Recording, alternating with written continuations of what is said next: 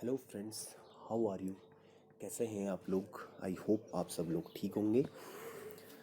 तो गाइज, आज की जो वीडियो है ये है वेव फंक्शन के ऊपर। ठीक है, ये इतना इम्पोर्टेंट टॉपिक है, आप इसको नहीं छोड़ सकते हैं। मतलब बहुत इंपॉर्टेंट टॉपिक है। अगर आपको क्वांटम मैकेनिक्स जाननी है अच्छे से, अगर आपको कुछ टूल अच्छे से जानने हैं, तो आपको वेव फंक्शन को छोड़ना नहीं है। इसको आपको आना ही आना चाहिए, वेव फंक्शन। ठीक है, तो गाइज हम आज की वीडियो पे देखेंगे वेव फंक्शन और नॉर्मलाइज्ड वेव फंक्शन क्या होता है, ऑर्थोगोनल क्या होता है, तो हर चीज़ को हम देखेंगे।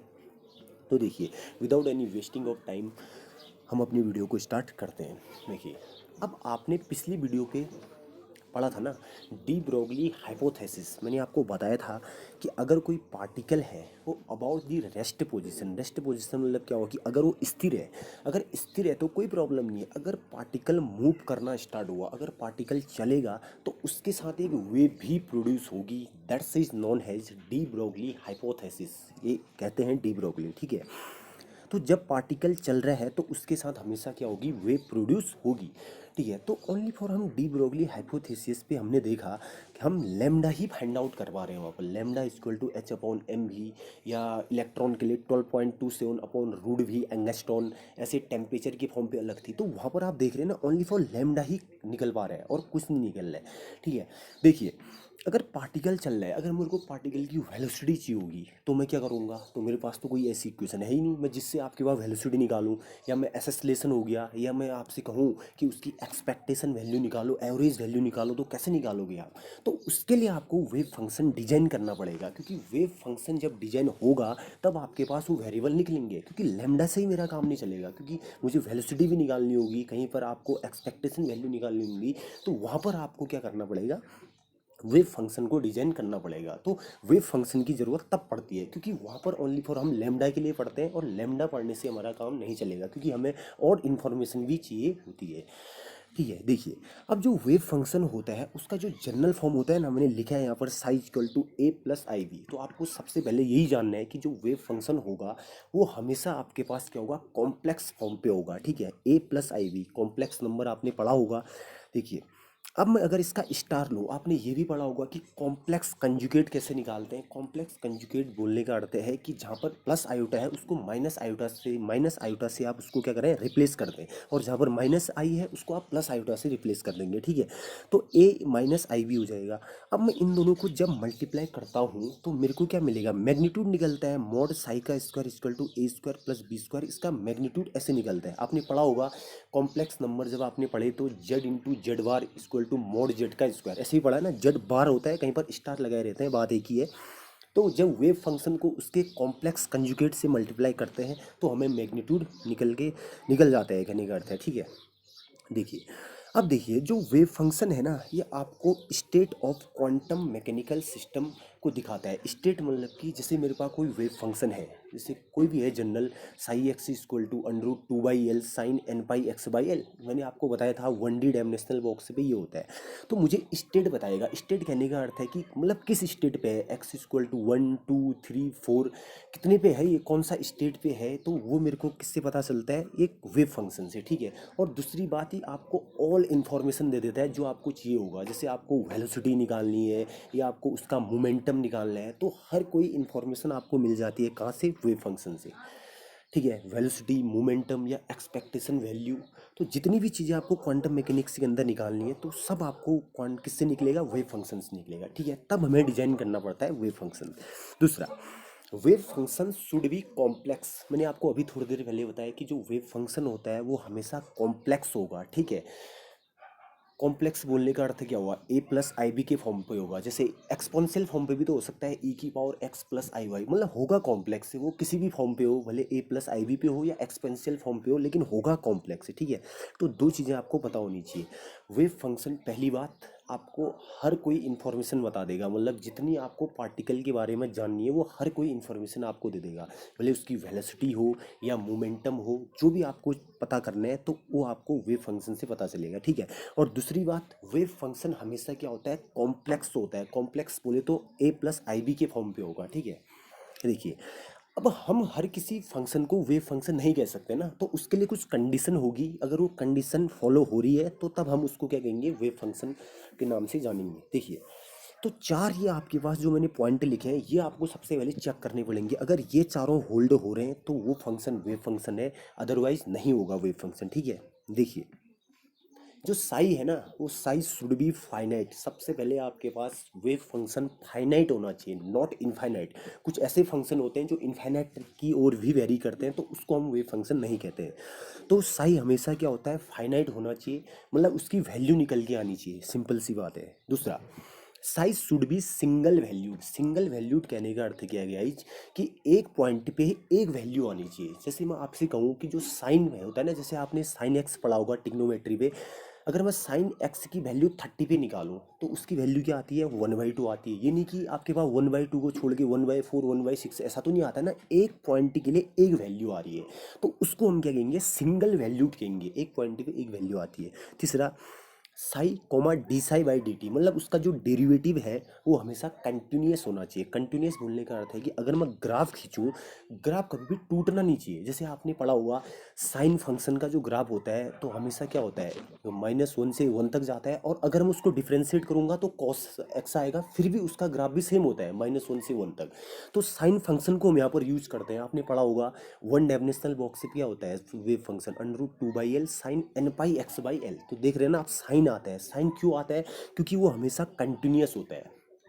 चौथी बात, D psi by D T should be single valued. ये भी सिंगल वैल्यूड होना चाहिए। सिंगल वैल्यूड कहने का अर्थ है कि एक पॉइंट पे आपके पास क्या हो, एक वैल्यू। अगर ये चारों प्रॉपर्टीज होल्ड हो रही हैं तो तब हम किसी फंक्शन को क्या कह सकते हैं, वेव फंक्शन कहेंगे, अदरवाइज नहीं कहेंगे। ठीक है।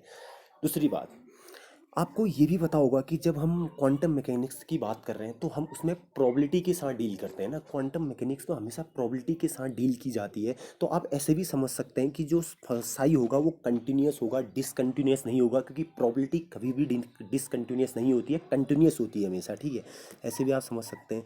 देखिए, अब हम चलते हैं आपका अगला जो टॉपिक है वो है नॉर्मलाइजेशन वेव फंक्शन, और दूसरा है ऑर्थोगोनल वेव फंक्शन। ये भी बहुत इंपॉर्टेंट है, इसको भी आप छोड़ नहीं सकते हैं। ठीक है, देखिए नॉर्मलाइज वेव फंक्शन क्या होता है।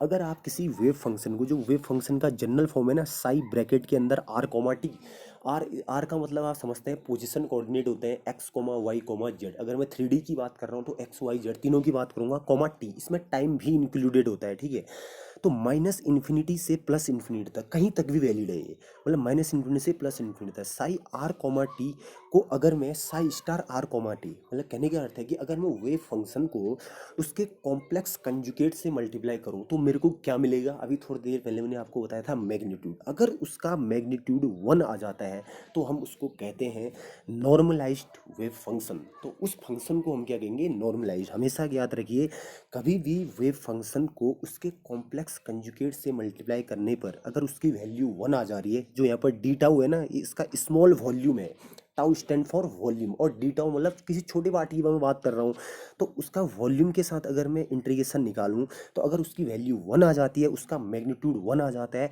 तो उसको हम नॉर्मलाइज्ड वेव फंक्शन कहेंगे। और आपको पता है प्रोबेबिलिटी हमेशा मैक्सिमम क्या होती है, 1 ही होती है, तो उसको हम क्या कहेंगे, नॉर्मलाइज्ड वेव फंक्शन कहते हैं। सबसे ज़्यादा नॉर्मलाइज्ड वेव फंक्शन कब होता है, जब आपके पास इसका वैल्यू 1 आ जाए, इसका मैग्नीट्यूड 1 आ जाए। ठीक है, और दूसरा है ऑर्थोगोनल वेव फंक्शन। क्या होता है, जब हम साई आर कॉमा टी को साई स्टार, मैंने अभी थोड़ी देर पहले आपको बताया था कि जब वेव फंक्शन को उसके कॉम्प्लेक्स कंजुगेट से मल्टीप्लाई करते हैं तो हमें मैग्नीट्यूड मिलता है, और उसकी वैल्यू अगर 0 आ जाती है तो हम उसको क्या कहते हैं, ऑर्थोगोनल वेव फंक्शन कहते हैं। ये आपसे पूछा जाएगा नॉर्मलाइज्ड वेव फंक्शन किसको कहते हैं, तो आप सीधे बताओगे अगर मैग्नीट्यूड की वैल्यू 1 आ रही है, मतलब साई डॉट साई स्टार की वैल्यू अगर 1 आ रही है तो उसको नॉर्मलाइज्ड कहोगे। अगर उसकी वैल्यू 0 आ रही है तो उसको आप क्या कहोगे, ऑर्थोगोनल वेव फंक्शन कहोगे। ठीक है, अगले पे बढ़ते हैं गाइज, ऑपरेटर। बहुत ही इंपॉर्टेंट ये भी। ऑपरेटर क्या होता है, देखिए मैंने लिखा है लेकिन मैं आपको अपनी भाषा में समझाऊंगा। An operator